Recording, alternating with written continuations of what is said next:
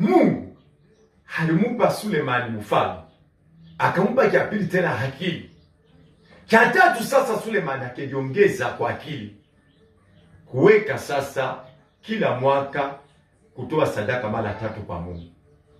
Somo letu linasema hivi: Yesu alishuka na huruma 2 katikati ya dunia.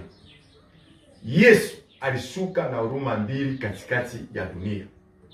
Huruma ya kwanza ni ile swali ya kwanza Baba wa mbingu aliuliza, nani atenda pa dunia? Ile baadaye asema ni huruma ya furaha ya kusema anaaminia, ni kweli, anajua kile Baba. Huruma ya kwanza ni ya furaha, kujua Baba ambayo kile anahitaji kwako. Yesu akashuka pa dunia, akafanya kazi kwa mateso. Huruma ya pili ni ile ya mateso, damu inavuya sana, anapata rini ya magumu ya dunia.